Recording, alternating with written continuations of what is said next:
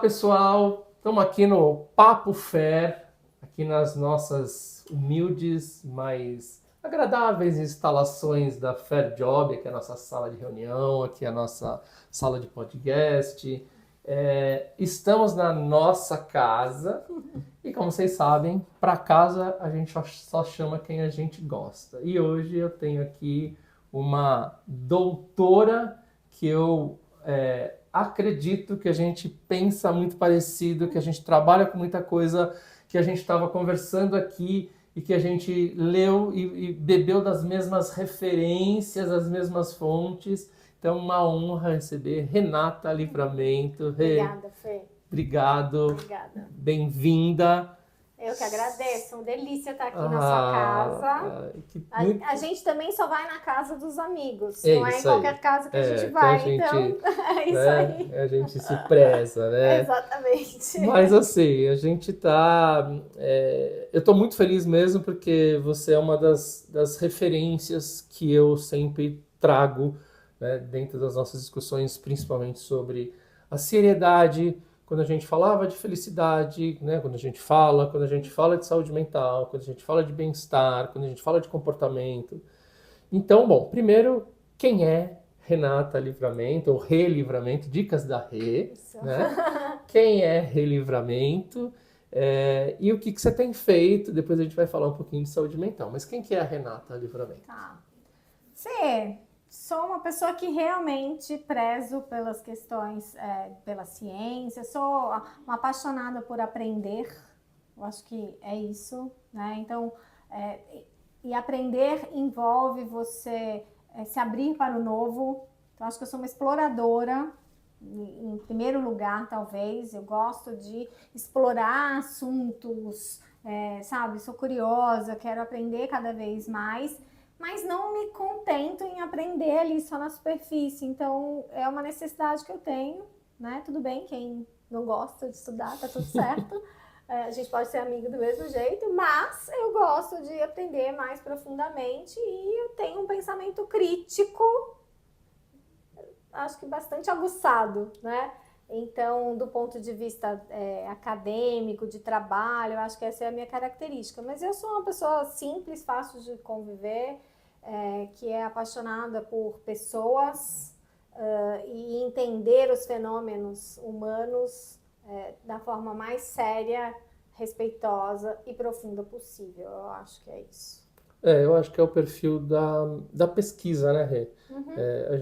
A gente conversa, né? A gente passou por alguns cursos, você foi minha professora em alguns cursos, né, às vezes assisti aulas minhas e tal, porque eu acho que é a questão da pesquisa, né? A gente se aprofunda para ter certeza de que a gente está falando a coisa talvez a mais atual possível, não que seja a mais certa, mas, né, então a gente vai e busca, e vai lá no PubMed, vai lá no Cielo, vai lá. E com respeito à pessoa, né, que está ali, a organização que a gente está trabalhando, com respeito para as pessoas, porque você passar, nessa época, principalmente, que tem tanta desinformação, prezar pela informação, pelo menos, se a gente não pode chamar de correta, pelo menos de qualidade, eu acho que é um serviço à humanidade, sabe?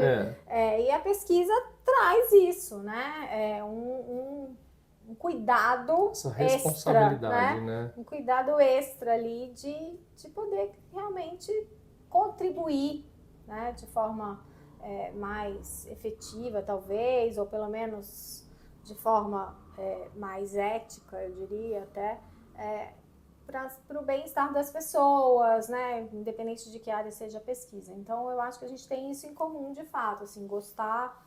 só que você gosta dos números, né? Eu gosto da parte qualitativa. Então, aí, nesse pedaço, a gente, né? Eu fico mais com o quali e deixo o quant para você. Mas que é uma boa dobradinha, porque toda pesquisa... É quali e quant. Né? É quali e quant, né? Exatamente. Então, não é ou, né? Aliás, essa é uma das coisas que eu tenho falado bastante, né? Da gente... usar mais o e e menos o ou, né? Porque não né? Chega de homem, polaridade, né? Isso. Não é homem ou mulher, não é preto ou branco, não é esquerda ou direita, né? Mas é e, né? Mais o e e menos o ou. Mas assim, em pesquisa a gente realmente começa de um diagnóstico, começa com o quant, mas a gente aprofunda e realmente a gente entende aquela situação ou aquele diagnóstico a partir do quali. Exatamente. Né? Então, o quali é o que qualifica, né? Quantifica e depois você qualifica e tem todas as regras e tal. E é isso que a gente tem conversado. Bastante. E em saúde mental, né, que eu acho que é o tema que você tá pesquisando, né, a gente passou, né, bastante tempo falando sobre felicidade, conversando sobre felicidade interna e tal, mas a atual circunstância da saúde mental, primeiro na sociedade e depois levando, né, para nossa área, né, tanto acadêmica quanto de organizações e tal. O que você tem visto? Eu gosto porque você é uma pessoa direta, traz muita referência, mas o que te chama atenção e o que te preocupa realmente nesse cenário de saúde mental, nas organizações, com as pessoas? Então, para quem não me conhece, eu sou psicóloga e administradora, né, de formação, então trabalho com saúde mental desde que me formei em psicologia, né? Só que quando eu me formei, que eu já sou jovem há mais tempo, então era um tabu, né? Falar de saúde mental, não podia nem falar. E vou te contar que infelizmente até hoje ano passado, ou ano retrasado, não sei, eu fui contratado por uma empresa para dar uma palestra, para trabalhar o tema saúde mental, mas não podia falar saúde mental. E eu estava entrando para dar uma palestra e a pessoa do RH me chamou e falou: será que em vez de saúde mental dá para falar de felicidade ou então assim um outro termo, bem-estar? É que saúde mental não pega muito bem aqui. Nossa. Então, assim, bom, enfim. Então, não é tão, entendeu? Então, não é tão aberto. não tá tão aberto assim. Mas, enfim, é um tema que me interessa, porque faz parte de quem somos, né? Assim como... na verdade, eu gosto de saúde integral, porque eu acho que saúde é um conceito que só faz sentido integralmente. Por questões didáticas, a gente separa aqui na questão da saúde mental, tá? Já começa daí. A minha visão é uma visão integral. Então, sempre foi para o ser humano. E é por isso que eu tenho algumas afinidades, né? Por exemplo, com a psicologia positiva, foi porque eu entendi a proposta integral dela, e não essa questão que foi levada aí para um outro caminho. Mas, enfim, te respondendo.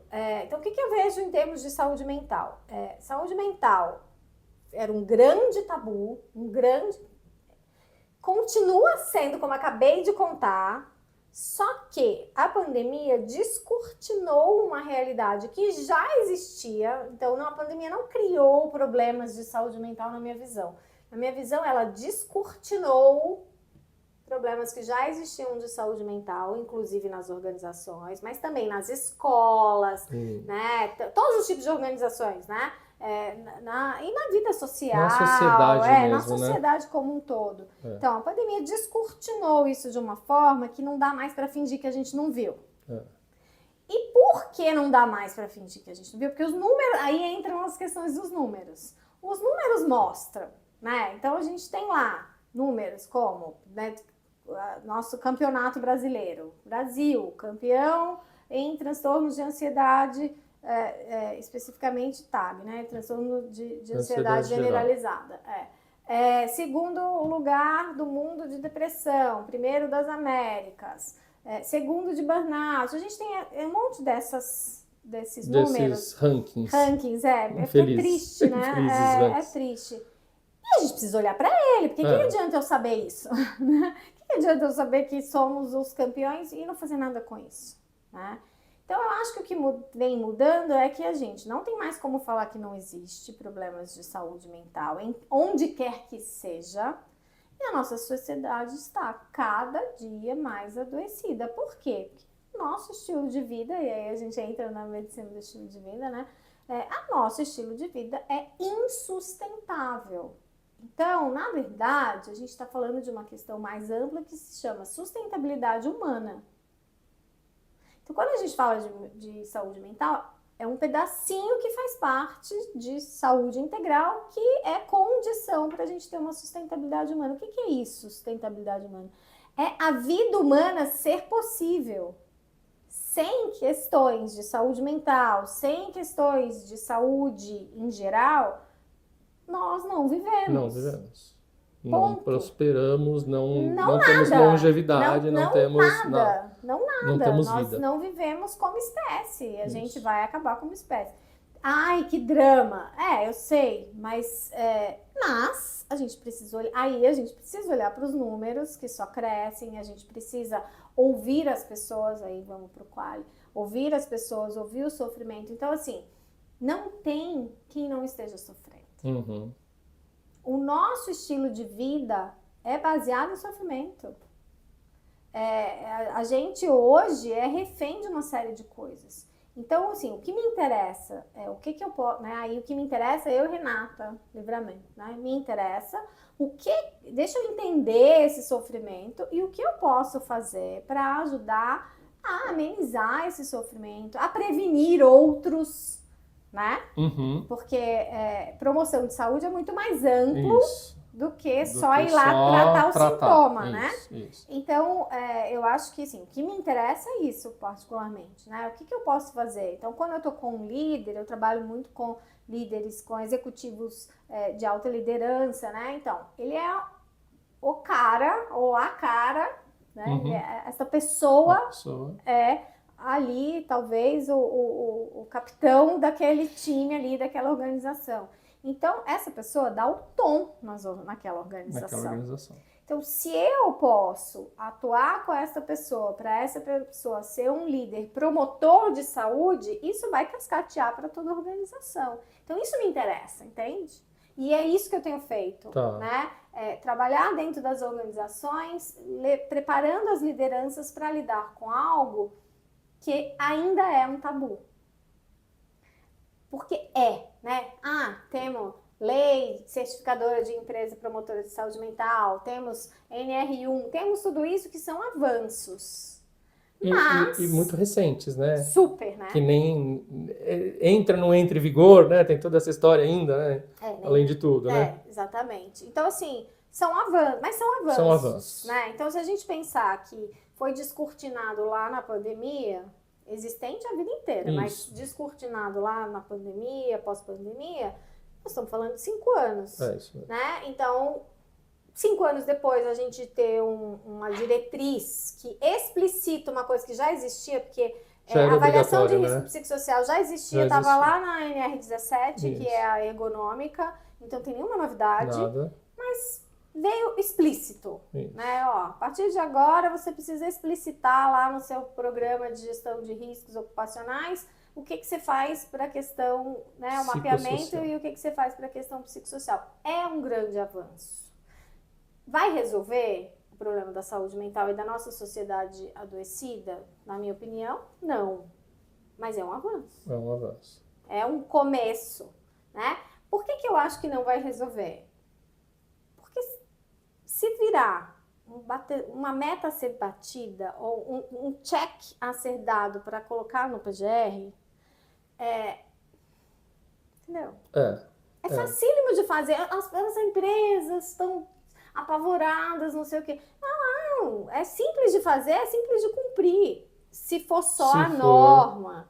Agora, se for cuidar das pessoas, não é simples de fazer, não é simples de cumprir. E a minha maior crítica é em soluções paliativas que são vendidas como se fosse a salvação da pátria. Esse é meu ponto crítico esse é o nosso. maior, entendeu? Esse é o nosso. Que também é para a questão da felicidade, que também para a questão de qualquer desenvolvimento humano. Né? E modismo, né? Porque você começa com alguns modismos e tal.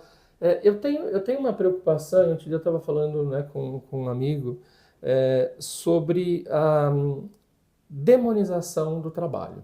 Né? Então, assim, o que está deixando as pessoas... Quando você pega, e eu peguei uma análise da Fiocruz de 2021, ou seja, terminando a pandemia, 2021, 2022, eles falavam sobre os riscos psicossociais e as camadas que eram mais suscetíveis a esses riscos sociais, esses riscos psicossociais, eram exatamente os desempregados, os altamente endividados, as minorias, os sem teto, os sem terra, os que estavam com problemas com álcool e drogas, os altamente depressivos. Ou seja, é exatamente uma população Que que não está trabalhando. teoricamente não está trabalhando, né? Então, ali naquele documento da Fiocruz eram esses, e em algum momento surge uma coisa que fala assim, as empresas estão deixando as pessoas doentes, né? O que que você acha disso? Porque eu tenho uma visão muito crítica de que a sociedade está Eu também doente, acho. adoecida, mas E eu a- acho sim que as E as empresas precisam empresas são fazer alguma reflexo coisa. dessa sociedade adoecida. Isso. E que precisam fazer alguma coisa, porque se a gente esperar Claro. outras partes fazerem, talvez Claro, só vai piorar. assim, o que eu penso disso, para mim, as coisas são integradas. Então, é assim, o indivíduo, ele tem um indivíduo que está inserido numa sociedade, que trabalha numa organização, que por sua vez está inserido numa sociedade, que por sua vez está inserida num planeta. E essas coisas são todas interligadas. Isso não existe separado. Isso. Então, o que acontece lá, né, o que acontece na sociedade ou o que acontece no planeta tem uma interferência no indivíduo e tem uma interferência na organização. Não tem como não ter, e vice-versa. Então, assim, eu acho que a sociedade está muito adoecida mesmo. A gente tem ali aqui uma crise, no meu modo de ver, uma crise de valores que a gente precisa rever. Acho que tem mesmo. Não sou nostálgica de falar que tudo era ótimo antes e que agora... Não, acho que tudo tem para o bem e para o mal, né? Mas a gente precisa olhar para o que está acontecendo, prestar atenção, tomar consciência e separar o joio do trigo, né? Então, as pessoas estão de fato adoecendo. Agora, onde as pessoas passam a maior parte do tempo? No trabalho. No trabalho. Então, tem uma parte que é corresponsabilidade da organização? Tem sim. Perfeito. Tem sim, né? Porque geralmente não é o trabalho que adoece, é o modo de trabalhar, é a cultura que sustenta aquele modo de trabalhar que adoece. Que é a diferença do trabalho e no trabalho, Exatamente. Né? Então, assim, o que adoece não é você ter um trabalho e você passar 8 horas, 10 horas trabalhando. Não é isso. Pelo contrário, trabalho está relacionado com a nossa formação de identidade. Então, o trabalho é gerador de significado. Agora, se você tem um trabalho que não tem significado para você, aí é uma outra história. E às vezes a pessoa não tem essa possibilidade de trabalhar com algo que é significativo para ela. Eu não vou aqui também defender um discurso que é fora... né? De tipo... se você encontra o que você gosta, você nunca vai ter que trabalhar na vida. Fala isso pro meu boleto, né? Para as contas do final do mês. Não, eu não tenho esse tipo de romantismo, nem essas... Pra mim é tudo uma baboseira, mas enfim. Mas que o trabalho, para algumas pessoas, ele está vinculado a um propósito, ele está vinculado a um sentido de vida, e que para outros não, é fato. É fato. E que pessoas que trabalham com algo que não faz sentido para elas têm mais probabilidade de adoecer nesse lugar, é fato também. É ciência isso. Né? Então, a questão é assim, trabalho pode ser um fator de risco para a saúde mental, mas pode ser um fator de proteção para a saúde mental. Isso. Então, quando você diz assim, me preocupa a demonização do trabalho, eu concordo plenamente, porque significa que a gente está dizendo que trabalho faz mal para a saúde. Faz mal para a saúde mental. Não, pelo amor de Deus, trabalho não faz mal para a saúde mental. Agora, que trabalho? De que forma? Como? Se eu tenho uma liderança altamente tóxica que exerce sobre mim uma pressão acima do que eu aguento, se eu tenho um modo de trabalho, né, que não tem nenhuma segurança, um lugar de trabalho que não tem nenhuma segurança psicológica, se eu tenho metas que são irreais, mas que eu sou obrigado a tentar o tempo inteiro cumprir essas metas e me sentir frustrado todas as vezes, porque elas são irreais, eu não vou conseguir bater. E um monte de outros fatores, que é justamente isso que a NR1 está querendo medir, quais os fatores do ambiente de trabalho e não do indivíduo, que estão colaborando, contribuindo para o adoecimento dele, ok. Agora, eu também posso ter um ambiente de trabalho e um trabalho que estão protegendo esse indivíduo. Porque esse indivíduo também faz parte de uma sociedade que está adoecida, que está falando com ele o tempo inteiro. Pega o seu dinheiro e joga no jogo do bichinho tal, do bichinho aquele, do bichinho não sei, né? Pra gente não ficar... Isso. E... Regulamentados pelo governo, né? Exatamente. Assim como é a NR1, ou seja, existem boas e más regulamentações, né? Exatamente. E esse é um grande problema de saúde mental nas empresas hoje. A questão do endividamento. Isso. Como é que você quer que uma pessoa que está endividada tenha saúde mental? Tenha concentração. Se ela não consegue dormir. Isso. Ela não dorme porque ela está devendo e ela não sabe como que ela vai pagar. Agora, por que legalizou? Bom, tem outras questões, exatamente. né? Então, assim, eu acho que a gente não pode nem dizer que é culpa do trabalho, mas a gente também não pode retirar a responsabilidade das empresas. Então, toda empresa tem uma responsabilidade, sim, ela é corresponsável. A sua cultura pode ser uma cultura que está sendo um fator de risco, a sua liderança pode ser um fator de risco, o seu ambiente pode ser um fator de risco, um monte de coisas podem estar sendo fator de risco. Ou você pode ser um fator de proteção. A sua empresa está de que lado? Isso. Entendeu? Acho que é por aí. A mesma coisa acontece nas famílias. Você pode ter uma família altamente tóxica, que aquilo ali é um lugar péssimo para a saúde mental do indivíduo. E que geralmente não, é a família, não pode. Não, mas aquela ali... aquela, né? Ou a falta, né, família, assim, quantos não têm a família e por isso estão, né, desassistidos e tal. E assim, e a família onde gera os valores, né? Porque você falou, né? É uma crise de valores. Falta, né? De valores, né? De diferença de valores, né? Porque o ladrão é roubar sem ser... tem, né? exatamente. Mas não é falta de valor. A partir da questão de como essas regras de conduta, e vamos falar da empresa, né? Que uma regra de conduta, tal, uma governança, é isso que eu tenho tentado falar. A gente estava falando sobre felicidade interna, a gente gosta desse assunto, a gente acredita nesse assunto, sim, mas que no FIB, quando você fala sobre uma das dimensões é padrão de vida, e ele não fala sobre salário, ele fala sobre endividamento, né? Ele fala,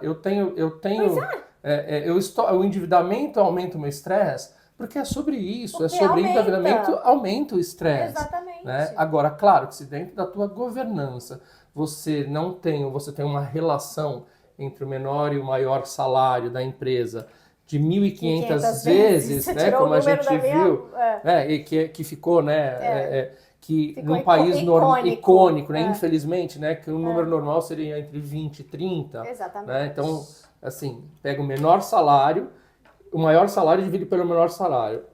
O aceitável é de 20 a 30. Né? Quando você pega o total cash, que é total em dinheiro, que isso dá 1.500 vezes, essa não é uma empresa que tem uma governança que faça com que a empresa se sinta bem.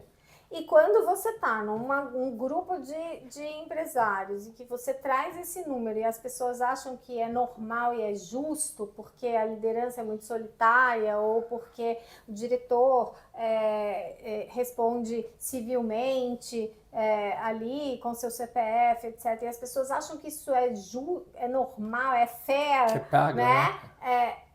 Isso mostra que a sociedade está adoecida. Tá doente. Que está com crise de valores. E né? Inclusive não de valores... não de valores financeiros.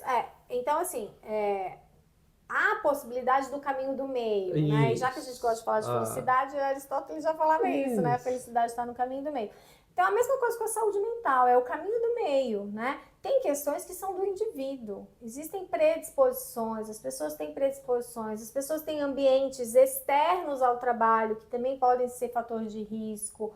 Então, a gente precisa entender de uma perspectiva e ampla. Agora, é fato, a gente passa a maior parte do nosso tempo acordado no trabalho.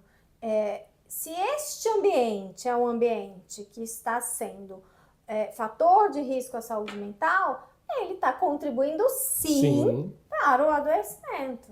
Né? Para piora dessa relação. De uma relação. Todo mundo vai adoecer? Aí entram as diferenças individuais, mas a empresa é sim responsável por cuidar desse ambiente, a ter uma cultura de cuidado e tal. E aí a minha crítica maior quando eu faço só um washing, né? Um mental health washing. Então, eu só faço ali uma maquiagem para falar que eu cuido das pessoas. Então, eu dou lá como benefício as pessoas poderem fazer uma terapia Falar com a psicóloga online uma de vez. meia hora, por meia hora. Meia hora? Meia hora. Cara, não é nenhuma sessão. Outro dia eu fiquei horrorizada. Falei, mas meia hora? E quantas sessões que você pode fazer? Entendeu? Você dá lá 3 sessões de meia hora e acha que já faço. Pronto, tá dado, né? Agora é com ele.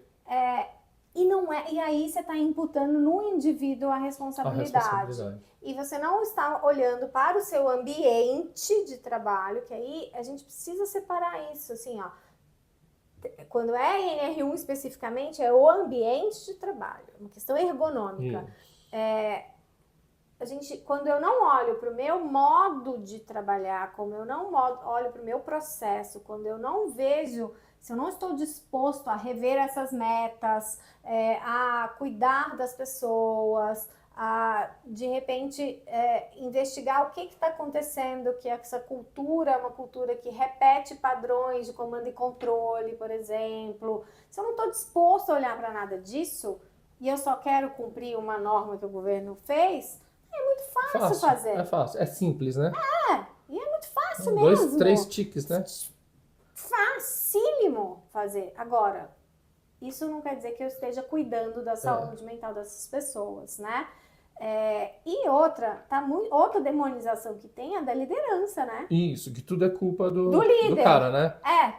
Né? E ele também é um ser humano que também está lá naquele mesmo ambiente e que também está sendo pressionado. E que também não foi formado para aquilo. Está repetindo padrões daquela cultura e esse é o ponto.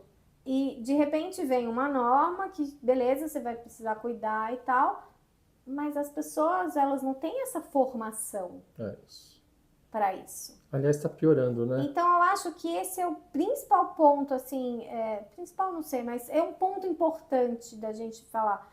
Eu preciso ensinar essas pessoas. E ensinar lá atrás, né? Porque a gente que conhece de cérebro, a gente sabe, né? Que a formação da personalidade está na primeira e na segunda infância. Então, se eu tenho uma educação de base cada vez mais decadente, para mim está decadente, né? Os números também comprovam, né? Todas as estatísticas, e que a gente ensina nas escolas a dividir, né? A cada vez dividir, então você tá tudo dividindo, tudo polarizando, tal, ideologias, tal. Aí você chega esse cara, quando chega na empresa, ele é forçado a juntar tudo, a ser diverso, sendo que ele aprendeu a não respeitar os diferentes, né? E aí chega aqui e agora você vai ter que fazer o que você nunca foi ensinado para fazer e ainda ensinar os outros a fazer. Exatamente. E ele teve uma formação puramente técnica e ele é exigido no seu dia a dia em soft skills, em habilidades socioemocionais. E ele não aprendeu a fazer isso. Muitas vezes não aprendeu nem dentro de casa, dependendo. Não aprendeu. Né? E aí a mesma coisa da questão do endividamento. A gente não tem educação financeira nesse país. Não. Né? Você teve? Não. Eu também não tive. Eu tenho doutorado em administração e eu posso dizer que eu não sei nada de finanças pessoais. Eu sei muito pouco. Então, assim, a gente não aprende, né? Então, essa pessoa também não aprendeu a lidar com as finanças dela nunca. E aí, hoje, a gente está vendo o sintoma. Então, a gente precisa entender que o buraco é muito mais embaixo, né? E, claro, toda roda de conversa é bem-vinda, toda palestra é bem-vinda, mas não vai ser isso que vai resolver a questão da saúde mental dentro das organizações. Vai mudar um comportamento. Eu ouvi falar, agora mudei. Que seria ótimo, né? Ninguém adoeceria, né? Todo mundo faria atividade física, todo mundo ninguém teria sobrepeso, todas as pessoas estariam com todos os exames em dia, se fosse só falar com as pessoas as coisas. Então, acho que, assim, o que serve para uma empresa não necessariamente serve para outra. Então, o que me assusta são essas soluções padronizadas, porque aí fica mais barato. Isso. E fica mesmo, E a fica gente mais fácil de sabe aplicar, que fica né? mesmo, Se eu porque tiver um é tudo programa para todo mundo formatado igual, né? online, gravado. E outra, sem diagnóstico. Isso. E sem Pra quê? diagnóstico. Eu Pra já que faço. diagnóstico? Eu já tenho, né? Eu Eu já já tenho o tenho, selo lá. Tem um selo aqui na minha parede, eu já faço isso. E eu É o já que eu mais tenho, eu já escuto. dou, é o que eu mais escuto também, eu já dou. Não, o que mais que eu faço? Porque eu já coloquei psicólogo, Online. eu Eu fiz já a pesquisa dei lá a atividade física, já dei o não vou laboral. falar o nome, né? O laboral. Já fiz, não sei mais O o que eu convênio da faço. faculdade da Deixa eu academia. te falar, você já pesquisou a sua empresa? Você já fez o diagnóstico da empresa? Você sabe onde estão os gargalos? Você sabe se o que essas pessoas estão precisando é isso? E outra, eu contratei um psicólogo para fazer um plantão psicológico dentro da minha empresa, as pessoas não vão. Não vão por quê? Tem segurança psicológica? Se não tiver segurança Para quem que psicológica, as ele vai pessoas não passar o vão reporte? mesmo. É claro. As pessoas não vão mesmo. Porque não tem confiança. Eu vou falar com a pessoa, com o psicólogo dentro da empresa? Eu não, vou fazer a minha terapia fora. E o ASO, né? O cara vai chegar, vai falar assim, no ASO, não, eu já tive estresse, eu já tive burnout. No ASO. Não vai falar. Então, assim, a gente precisa ter um pouco de olhar mais crítico para a coisa. Acho que as iniciativas são válidas, né? Não acho que é tudo farinha do mesmo saco, mas a gente precisa separar o joio do trigo e fazer um trabalho com consistência. E esse trabalho com consistência, a gente precisa de diagnóstico. Né? Se eu tô com... E eu não entendo por que as pessoas, assim, quando a gente tem um problema físico, a gente vai no médico e a primeira coisa é fazer uma série de exames pra gente poder... E as pessoas acham que isso é ok. E quando a gente fala de pessoas, não precisa. E o executivo, né? Porque eu fui, né, de RH, de altos executivos, e sempre que você estava contratando, eu tô falando de diretor para cima, tá? A pergunta é assim... onde eu posso fazer o meu check-up anual. Sim. Então ele está preocupado com o check-up anual dele. Sim. Quantas vezes ele se preocupa em propor um check-up anual para os outros e para a empresa, né? Exatamente. Então quando você fala, e aí fala assim, mas é uma escala. A escala mais conhecida, né? A gente trabalha com escalas, né? A escala mais conhecida e mais aplicada no mundo a escala de 0 a 10 da dor. Quando você chega em qualquer médico, ele te pergunta quanto dá a sua dor, quanto está doendo. Pronto atendimento. Né? É uma escala validada cientificamente de 0 a 10. Todo mundo sente a mesma escala? Não. Não, claro que Mas não. ele sabe que você está aguentando 5, e mulher aguenta muito mais dor que homem, que para mim era 9, para você era 5, mas eu sei, eu tenho um limite. 9 para o homem é o 5 da mulher, porque né, a mulher é mais resistente, é mais... E aí ele vai falar, então eu tenho um protocolo para quem tem 9, um protocolo para quem tem 5, dependendo do gênero, tal.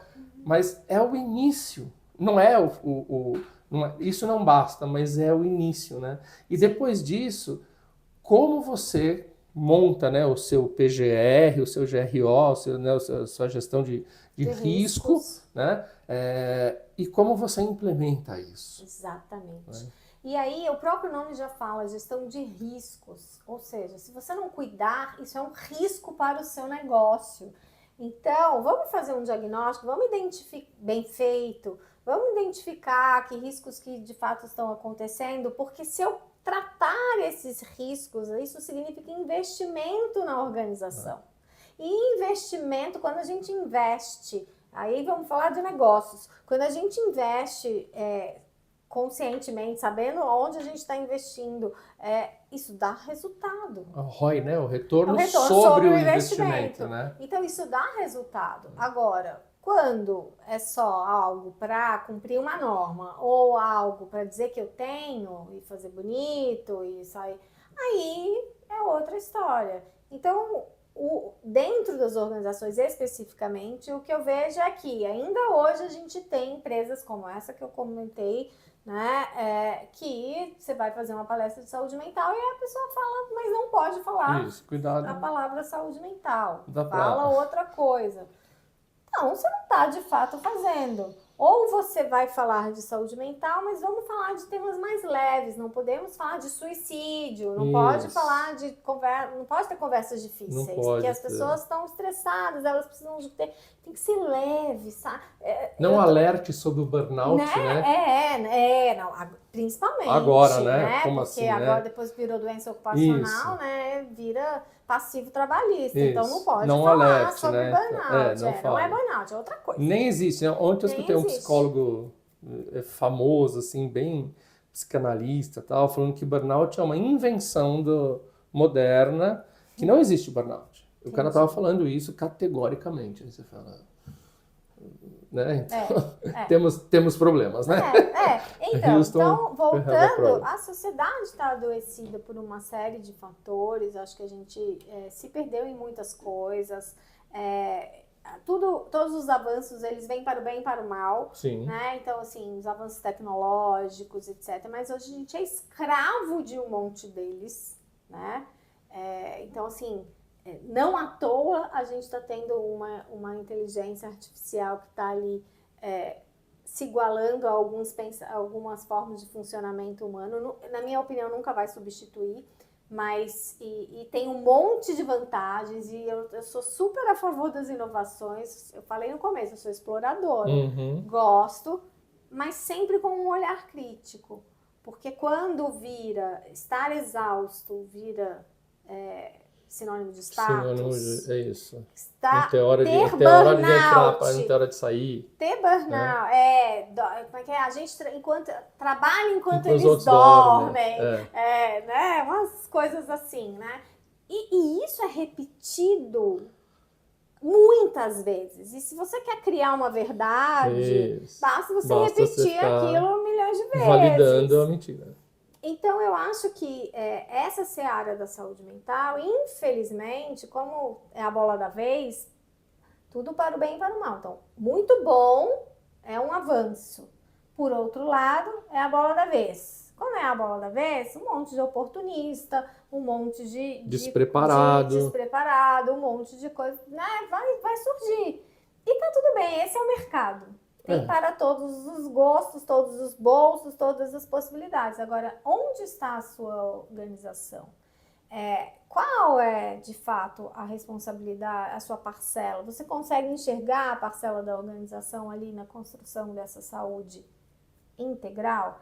Então, eu acho que a gente tem desafios muito grandes. Não acho que aí é simples, né? Acho que quando eu questiono isso, Fê, é bem na diferença entre complicado e complexo. A gente está na era da complexidade, não do complicado. E as pessoas, a gente veio de uma era do complicado, vou falar da diferença.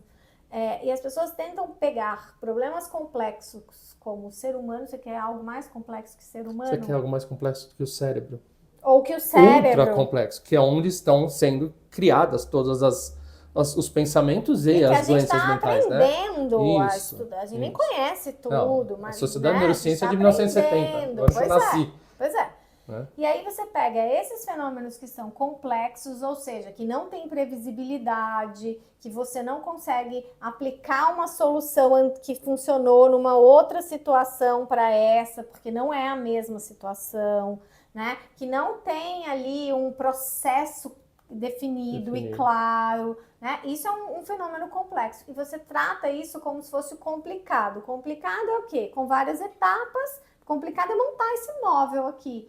É complicado montar. Você já tentou montar um móvel? Comprar? É complicado. Vem com um manual que você já... E depois ainda fica desafeitinho.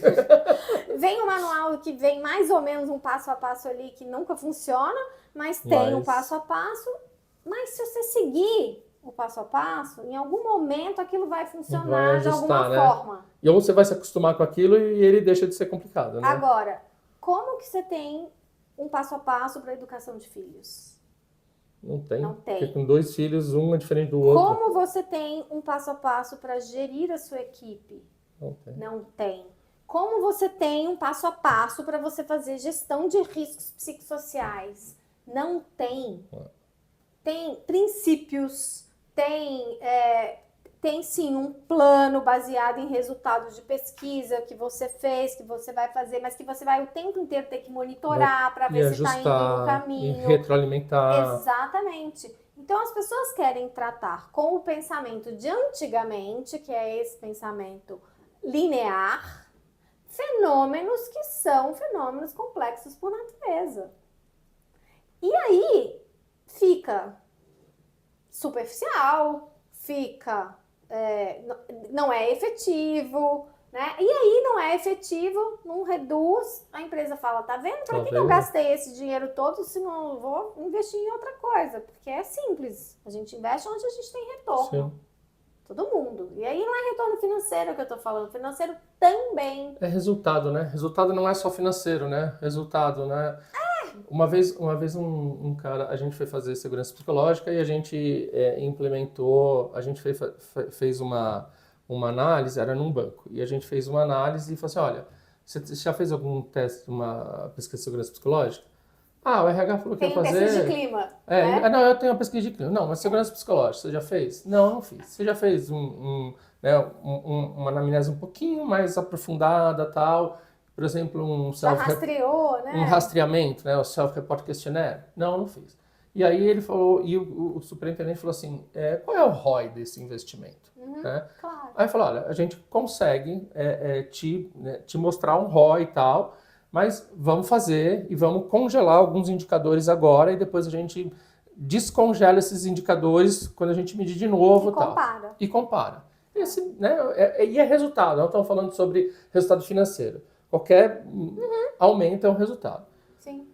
Houve naquela pesquisa 4 ideações suicidas, né?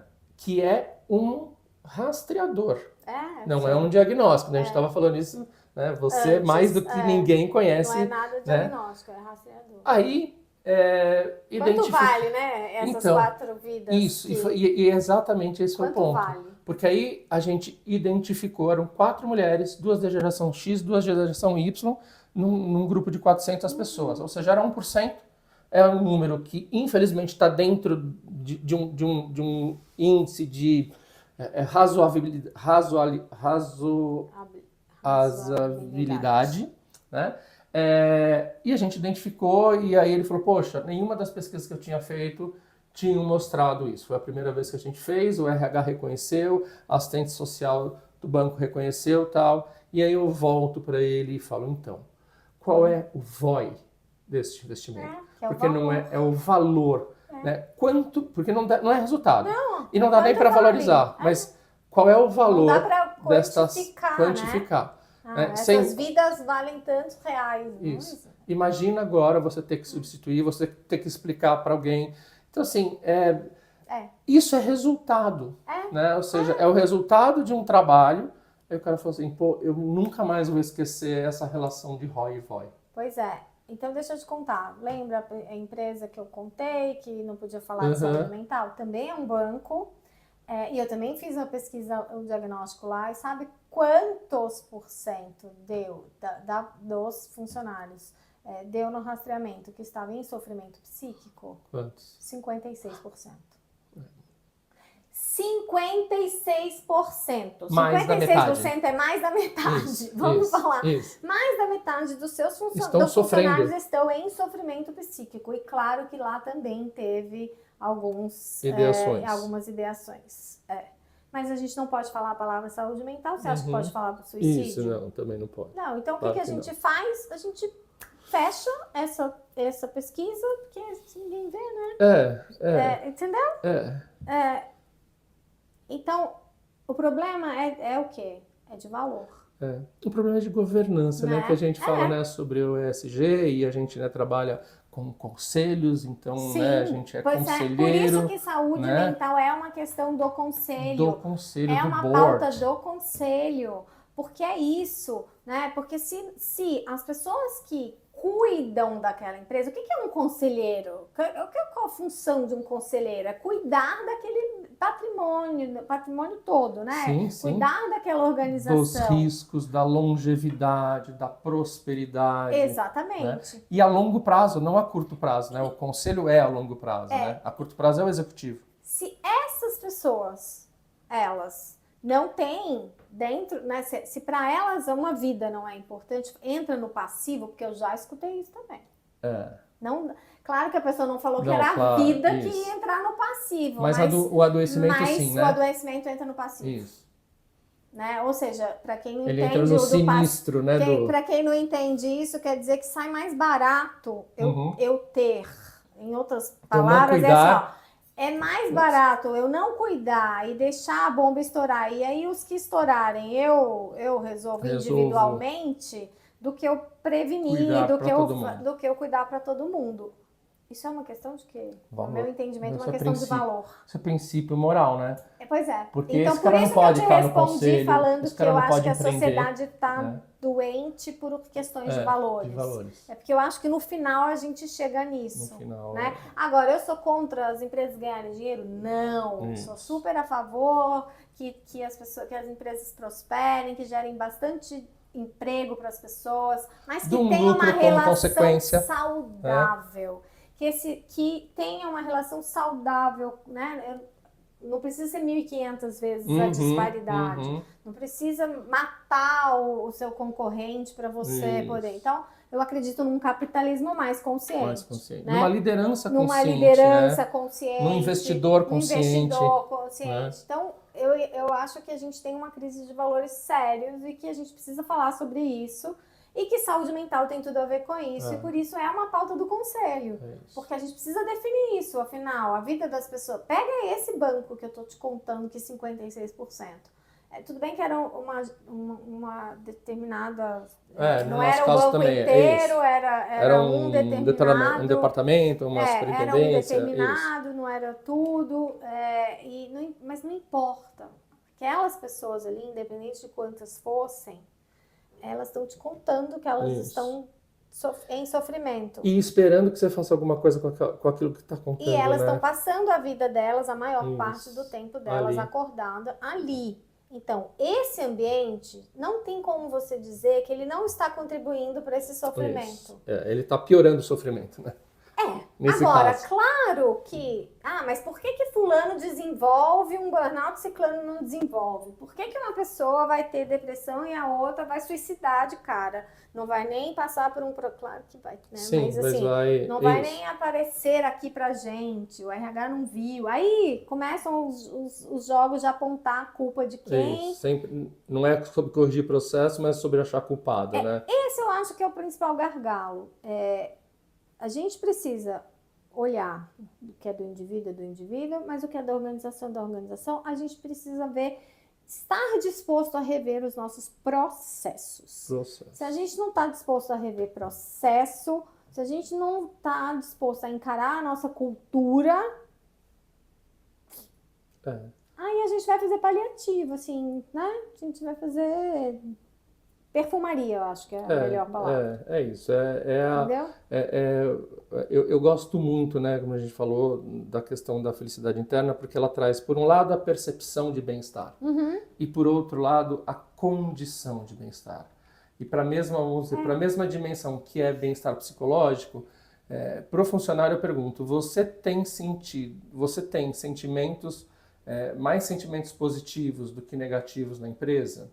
Essa é a pergunta sobre bem-estar psicológico que a gente faz para um funcionário de percepção. Para o gestor, para o autogestor, a pergunta é, eu garanto que não haja nenhum tipo de assédio na empresa? Porque se houver um tipo de assédio, esta pessoa está tendo sentimentos negativos. Então, essa correlação é entre a condição que eu dou e se tiver um tipo de assédio. Porque ele não vai...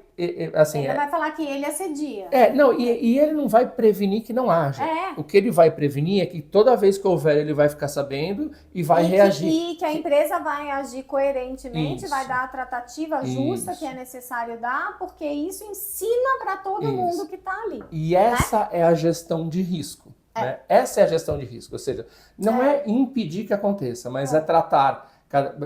minimizar que isso aconteça, obviamente, e dar as tratativas corretas, né, sempre que puder, estiver na iminência de acontecer. Então eu vou contar para você mais uma. Eu adoro essas conversas de bastidores. Que a gente está em casa, Isso, conversa de é bastidor. papo fera. Eu estava fazendo um curso de NR1, eu gosto de saber das coisas e tal, eu já fiz vários, mas eu gosto de estudar, então eu vou estudando com várias pessoas diferentes. E aí eu quis ir fazer um curso com um pessoal de SST, de Saúde e Segurança do Trabalho, porque como a minha formação é da psicologia, eu acho que é legal ampliar e entender formas diferentes de ver e tal.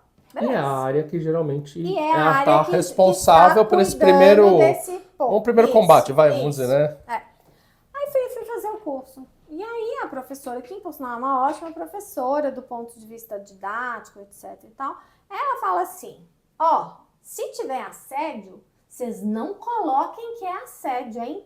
Porque assédio é crime. E aí você tá dando maior BO para a empresa. E a empresa nunca mais vai te chamar. Então é o seguinte, quer manter o seu... Juro, eu estava lá e eu escutei. Ninguém me contou, não. Fui comigo. Então, assim, se der... Porque a NR1 são riscos psicossociais e assédio. E assédio. Então, se der assédio, assédio é crime, de fato. Isso. Se for comprovado... A incidência ali Mas tem uma investigação, você tem todo um processo. E também, assim, precisa ser alguma coisa que com frequência. Isso. Tem uma série de não é uma vez que a pessoa perdeu a paciência e te respondeu, porque tem isso também, né? Uma vez que você perdeu a paciência, às vezes respondeu chato, né? Pronto, e tal, pronto, é assédio. Não é. Mas, assim, uma vez classificado, categorizado e identificado como assédio, assédio é crime, de fato.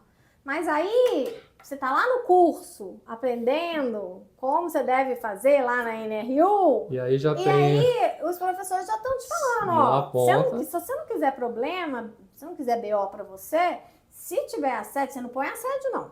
Você coloca lá outra coisa que tem um problema com a liderança, não sei o que, mas não coloque escrito de jeito nenhum, porque isso configura provas.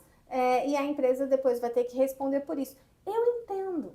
Eu consigo entender porque essa pessoa disse isso. Eu consigo entender. Mas é aí que está a questão dos valores, entende? É aí que entra a questão dos valores. Eu acho que essa área, eu não sei, eu não consigo aceitar. Respeitar a gente vai ter que respeitar. Sim. Mas aceitar porque essa é a primeira área a tentar combater, né? E veja bem, eu não estou dizendo que toda a área de SST é assim, não. Eu estou dizendo de uma exceção, de um curso específico que eu ouvi, num contexto específico. Eu acho que isso seja mais a regra do que a exceção, mas né? Que se você está sendo formador de outras pessoas para aplicar a NR1 e você está instruindo a pessoa a fazer assim, o que a gente vai colher? Tem um amigo meu uma vez falou que a gente vai colher? Que o compliance, vai vir trabalhar no compliance e tal, e o compliance é o jeito certo de fazer a coisa errada. Aí eu falo, gente do céu, pelo amor de Deus, como assim, né? Compliance é o jeito certo de fazer a coisa errada. Então, assim, já nasce errado, né? Já nasce torto, exatamente. Né? E sim, a gente não pode ser inocente que isso não exista. Não. A gente não pode. Mas se a gente está trabalhando. E nem pode dizer que todo mundo faz isso. Porque também generalizar. Não é verdade. Não é. Mas assim, se é sobre, né? E aí vem a nossa questão de propósito, né? Que a gente estava falando. Eu faço uma coisa porque eu acredito que cada vez que a gente ensine um gestor a falar, cara, eu acho que eu salvei uma vida, ele volta para casa e ele olha para os filhos dele, né, para a esposa, para a mãe, para o travesseiro e fala, pô, eu estou fazendo o meu papel. Isso é propósito, sim, né? Sim. Independente de você, desde pequeno, achar que você ia fazer aquilo, né? Não é isso, não é o trabalho dos sonhos, né? Não é romantizar. Mas eu falo, pô, eu estou fazendo certo, eu estou evitando, eu estou... uma vez um outro cara falou assim, você não quer vir medir felicidade aqui na empresa? Uma empresa gigante. Eu falei, bom, vamos conversar. Por que você quer medir? Não, porque depois a gente vai fazer um PDV e a gente vai dispensar 1/3. E para a gente não ter problema com o sindicato, a gente vai fazer uma pesquisa. Aí eu falei, olha, não. Eu não posso fazer. Né? Não, mas a gente faz. Eu falei, não, assim... Faça quer uma sugestão? faça uma questão, monte o PDV, faça uma roda de conversa, uma escuta ativa. Depois disso, lance esse PDV. Você vai ser muito mais assertivo. E eu estou respeitando o seu dinheiro. Sim. Né? E depois você mostra isso que você fez para o sindicato, porque essa era a questão. Mas eu fiz uma pesquisa, as pessoas estavam felizes. Mas assim, assim, seja honesto, seja claro, invista na comunicação. Olha, você vai fazer só um corte? Não, em princípio é só um corte. Então avise, vai ter um corte e tal, a gente quer ver, vamos abrir. Fala a verdade. Fala a verdade, né? Então, fala a poxa, verdade. mas é porque a matriz mandou fazer isso, então questione. Por isso que a gente precisa chegar nos conselhos, porque é uma mudança de mentalidade. Da mesma forma que a gente não vai resolver problemas complexos usando ferramentas e pensamentos de problemas complicados ou de um pensamento linear, a gente também não vai conseguir fazer uma mudança se não mudar a mentalidade ali, né, dos tomadores de decisão, vamos dizer assim. E quando a gente vai, então, fazer não na prática, como é que a gente faz? A gente começa com o beabá, né? Vamos fazer um letramento em saúde mental? Vamos ensinar, vamos fazer o básico bem feito. O básico bem feito já é um grande, bom começo. Né? Então, quando eu faço um letramento de saúde mental e que eu ensino as pessoas a observarem alguns sinais que as pessoas dão antes de medidas de exaustão, extremas, né? De insatisfação, de desmotivação, né? Olha, eu estou contribuindo. Quando eu dou nesse mesmo letramento, eu mostro a responsabilidade das lideranças, eu estou contribuindo. Quando eu ouço esses líderes, porque eles também fazem parte e eles também estão sendo cobrados e eles também, porque senão fica tudo na conta deles, coitados.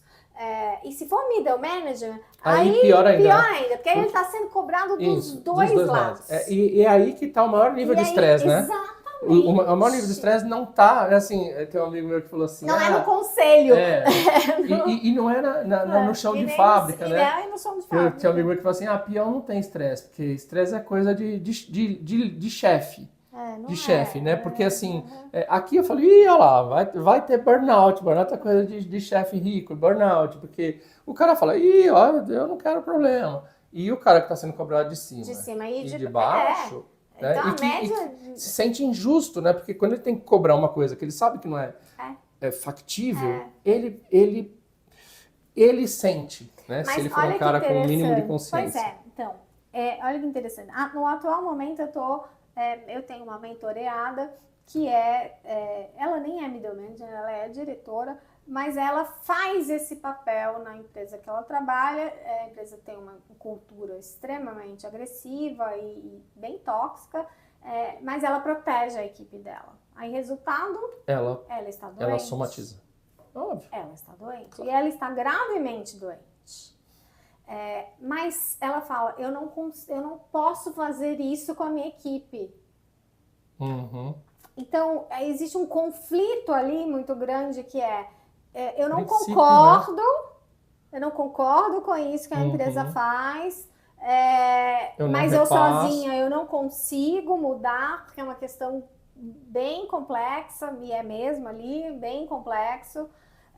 Então, eu absorvo tudo que eu posso e passo para minha equipe. E aí, eu fiz a escuta da equipe, né? Eu fiz não só a escuta dela, a gente está fazendo a mentoria, mas eu tenho um trabalho com a equipe também. E aí, quando você vai escutar a equipe, é uma outra realidade mesmo. Eles vivem uma realidade de trabalho que não é a mesma que essa pessoa vive. Então, se eu não escuto todos e se eu não tenho um olhar mais aprofundado e escuto só essa aqui, olha aqui, na pesquisa de clima, tá ótima. Tá claro ninguém fala. Primeiro que para essa equipe especificamente porque ela tá ela tá segurando com a vida dela. Isso. Literalmente, ela tá pagando com a vida dela, que ela tá bastante adoecida. E outra, é uma empresa que é tão controladora, a cultura de controle é tão grande, que você acha mesmo que as pessoas que estão, se é controle, tem medo e tem comando-controle. Comando-controle e é baseado no medo, você acha mesmo que vai ter segurança psicológica? Zero. Não vai. E aí você acha que as pessoas vão responder a pesquisa de clima como que elas realmente acham? Não vai. Não vai. Então aí a empresa vem com, mas olha aqui, a pesquisa de clima tá ótima. Uhum. Pesquisa de clima vai mostrar o clima que você Que você quer ver. quer que Só seja que visto. isso, só que não é a verdade. Não é. Então, de novo, a gente volta para a questão do valor. Isso. Né? Cadê o valor da verdade, da honestidade? E a Então, gente está falando da questão, sempre né, vai pra do capitalismo consciente e tal. A gente vive, acho que, uma crise de consciência, né, de autoconsciência, né, do board mesmo. Né? Então ele fala assim, olha, é para isso que você está aqui. Né? Eu recentemente abri mão de um board por causa disso. Porque assim, gente, se é para falar de pessoas, não, nem precisa vir, porque se é para falar essas coisas de pessoa, de risco, de NR, não sei o quê. Então tá, então eu não tenho, né? Eu não posso contribuir. Eu não vou contribuir, então tá aqui a minha rescisão foi motivada infelicidade. Porque eu estou infeliz de participar de um lugar que não vê que isso é um ponto de extremo cuidado, de extremo risco, inclusive. Já que não é, eu estou infeliz, eu estou saindo por infelicidade.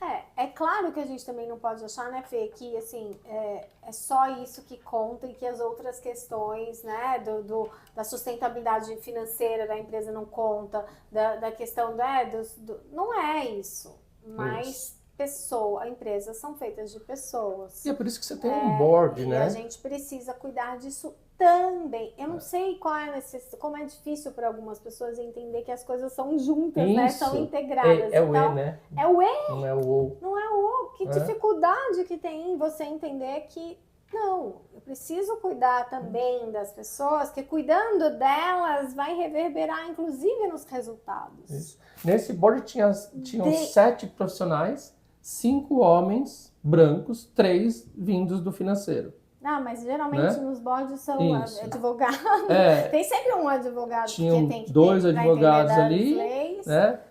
Aí assim, aí tinha finanças, porque é uma questão relevante. Com compliance e tal. Aí você fala, olha, cadê as mulheres? Então assim, e cadê a divergência, a diversidade de pensamento, né? E de formação? Porque assim, e aí que eu falo, então, olha, já que isso não é importante, eu não quero fazer parte, porque assim, para mim isso não é válido. Vocês estão indo para o mesmo caminho, então me desculpe. Não, vamos conversar. Olha, na próxima você vem. Por isso a importância que a gente estava falando antes dos comitês, né? De gente e cultura, por exemplo. Grande parte dos problemas é justamente porque pessoas são complexas. Gente, ser humano é complexo, porque nenhum nunca é igual ao outro. Agora, também é a beleza do ser humano, vem daí, de não sermos todos iguais. Então, precisamos lidar com essa complexidade. Com esses desafios. E não vai ser só uma tecnologia avançada que vai resolver todos os nossos problemas. Ela vai ajudar em alguns momentos. Vai ajudar bastante para bastante coisa, mas não vai ser isso que vai resolver todos os problemas. Ela vai ampliar a visão e tal. Então assim, não é ou a tecnologia ou as pessoas, não é ou o financeiro ou Então a gente tem muitos desafios mesmo, e em saúde mental não é diferente. Até porque não existe solução pré-fabricada e não existe, e existe outra questão, assim, quando as pessoas chegam a um nível de adoecimento a ponto de ser visível, delas terem que ser afastadas, a pessoa já está comprometida de tal forma que o tratamento ele demora. Isso. Ele não é a curto prazo. Quando tem, né? Quando tem. Mas vamos considerar que tenha. Mas ele não vai ser a curto prazo. Ele vai ser pelo menos a médio prazo. Pelo menos a médio prazo. Né? Para ser um tratamento bem feito. E a pessoa ter condição de voltar. E de voltar num ambiente adequado. Porque depois também, dependendo, você volta. E as pessoas nas empresas fazem nada para os retornos. Isso. Né? E fica lá só até dar o prazo legal para poder mandar embora, né? Isso.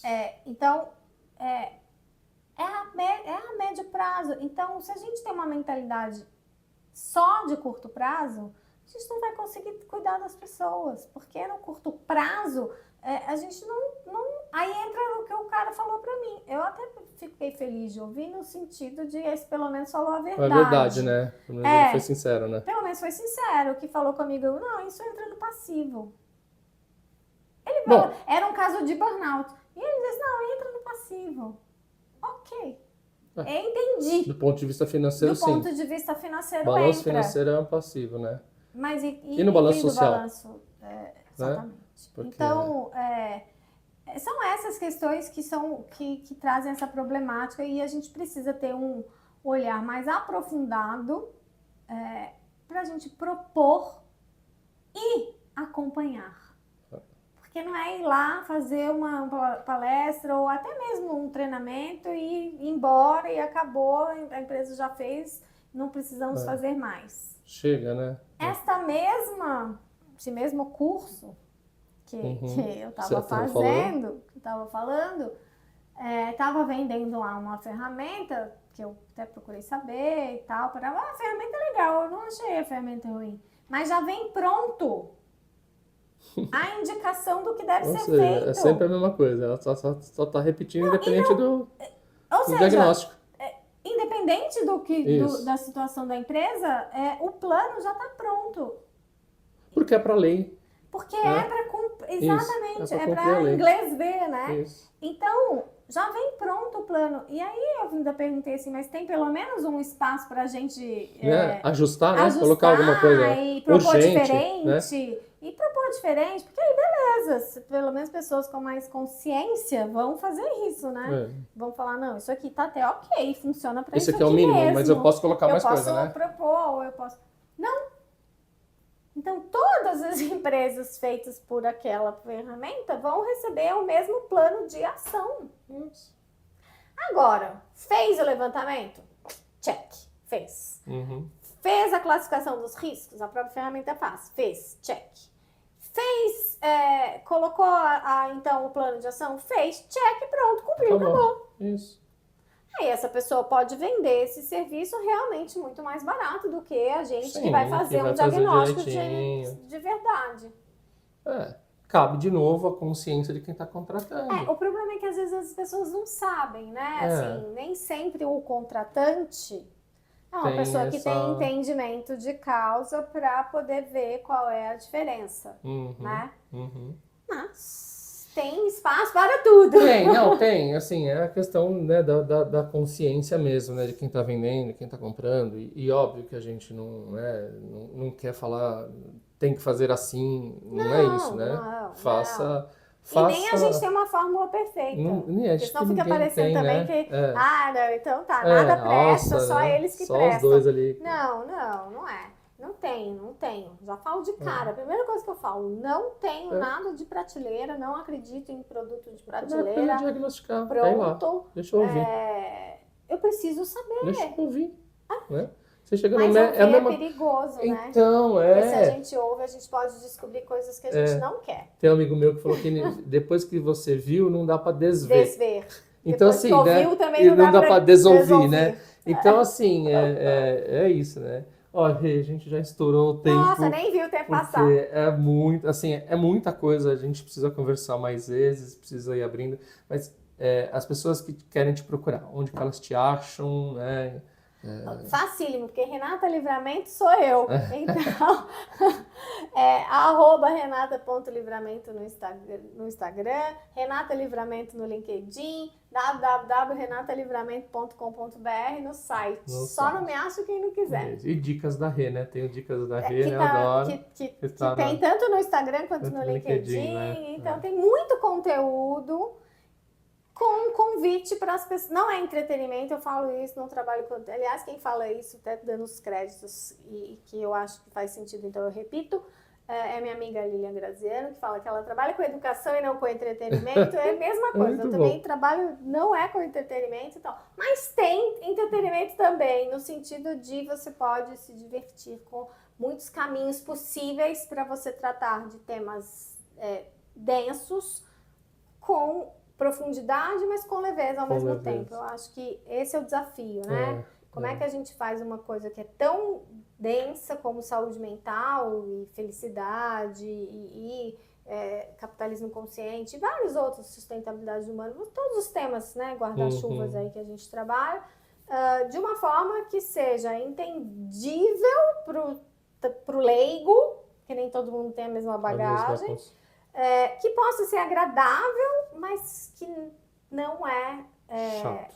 não é chato, Boring. não é pesado, ou não é, também ali só para dizer que falar fez. que fez, né? É. Não, Muito obrigada. Obrigado, adorei. Vamos combinar E outros papos. vamos combinar, com certeza. Obrigada, Tchau, gente. gente.